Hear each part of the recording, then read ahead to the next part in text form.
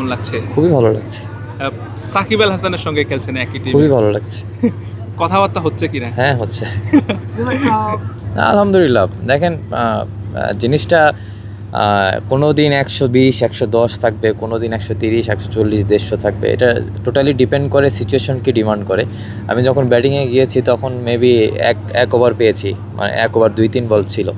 তো ওই সময় তো মেসেজটা ভেরি মাচ ক্লিয়ার যে মানে টিমের জন্য যতটুকু করা যায়। তো আমিও ট্রাই করেছিলাম যে যতটুকু টিমকে কন্ট্রিবিউট করতে পারি আমার দিক থেকে। যেটা বললাম একটু আগে যে আমি যে সময় নেমেছি সেই সময় আমাদের মনে হয় ১০টা কি ৮টা বল ছিল। তো ওই সময় নিজেরও একটা মেসেজ ক্লিয়ার ছিল যে এই সময় তো টিমের জন্য যতটুকু করা যায়, যতটুকু বাউন্ডারি নেওয়া যায়, যতটুকু রান করা যায়।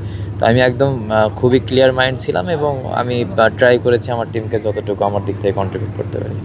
দেখেন আমাদের দেশে দর্শকরা যারা খেলা ফলো করে এরা সত্য কথা বলতে খুব ডেডিকেটেড আমি মনে করি, কারণ তারা শুধু আমাদের ক্রিকেট খেলা না, সব খেলায় তারা অনেক খুব ভালোভাবে ফলো করে।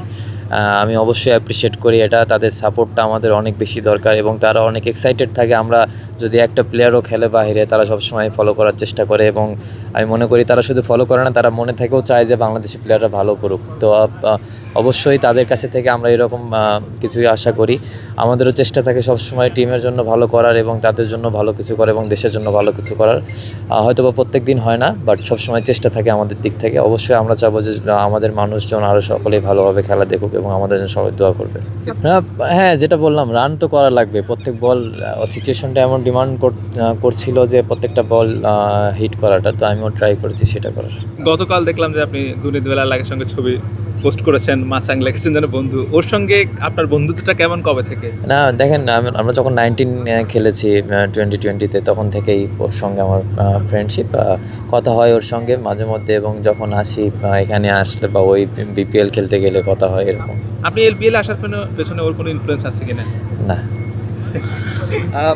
হৃদয় ভাই, একটা সময় ফ্র্যাঞ্চাইজি ক্রিকেটে দেখতাম শুধু সাকিব ভাই, মুস্তাফিজ ওরাই খেলতো। এখন আমাদের দেশের অনেক ক্রিকেটার ফ্র্যাঞ্চাইজি টুর্নামেন্ট খেলছে, দল পাচ্ছে। এই জিনিসটা আমাদের দেশের ক্রিকেটের জন্য কতটুকু পজিটিভ আসলে? অবশ্যই অনেক পজিটিভ সাইড, বাট আমাদের প্লেয়াররা সত্য কথা বলতে আরও অনেক বেশি ডিজার্ভ করে। আরও অনেক বেশি প্লেয়ার বাইরের ফ্র্যাঞ্চাইজ লিগ খেলা ডিজার্ভ করে, বাট একটু সুযোগ সত্য কথা বলতে কম হয়। আমি মনে করি যে এতে আমাদের নিজেদেরই আছে, কারণ আমরা অ্যাজ এ টিম হিসেবে যখন ভালো করবো তখন দেখবেন প্লেয়ার আরও বেশি অপরচুনিটি পাবে। বিসিবিকে তো অবশ্যই ধন্যবাদ দিতে হবে। এনওসি দিচ্ছে।